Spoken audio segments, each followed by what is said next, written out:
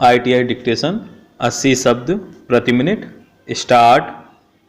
सभापति महोदय, आपके माध्यम से मैं राजभाषा समिति से प्रार्थना करूंगा कि वह अपनी अंतरिम रिपोर्ट सरकार को दे दें ताकि इस संबंध में जो ढील है वह दूर हो।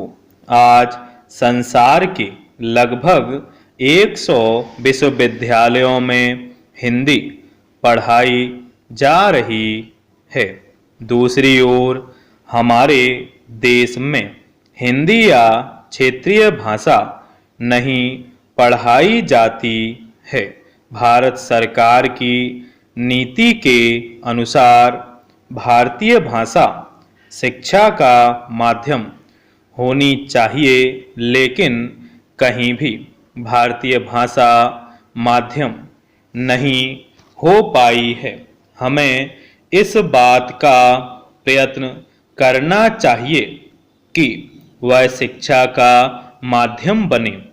इस संबंध में 1-1 करोड़ रुपया केंद्र सरकार ने प्रत्येक राज्य सरकार को दिया है, जिससे हिंदी का अच्छा प्रचार हो सके और साथ ही अन्य भारतीय भाषाओं का भी विस्तार हो सके। लेकिन लगता यह है कि उसकी गति बिल्कुल धीमी हो गई है। इसकी भी जांच पड़ताल होनी चाहिए।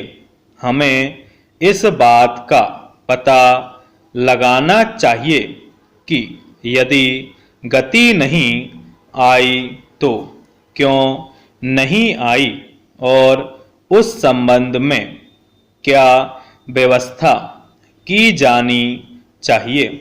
सभापति महोदय, संयुक्त राष्ट्र संघ की एक भाषा हिंदी भी होनी चाहिए। यह मांग बराबर उठ रही है, किंतु होगी या नहीं और कब होगी यह दूर की बात है।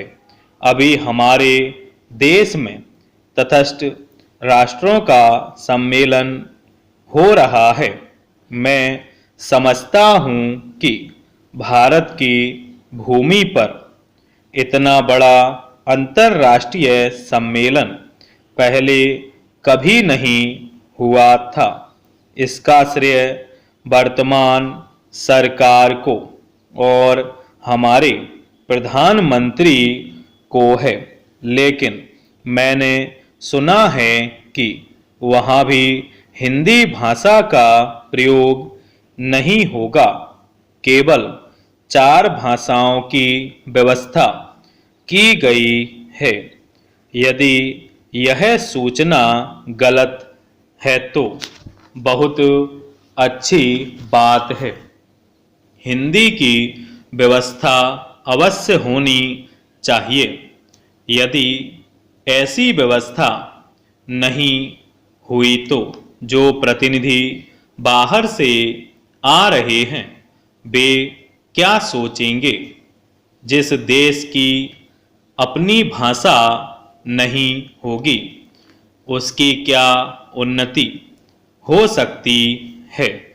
इसमें भारत के ही नहीं बल्कि बाहर के भी प्रतिनिधि आ रहे हैं। उनमें से बहुत से हिंदी जानते हैं। मैं सरकार से कहना चाहता हूं कि हमारे पास सुविधा है और साधनों की भी कमी नहीं है।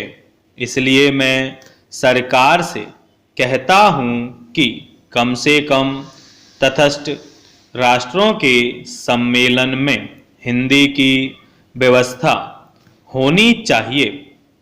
मैं यह भी कहना चाहता हूं कि हिंदी के संबंध में जो कानून बने हुए हैं उनका पालन भी अवश्य होना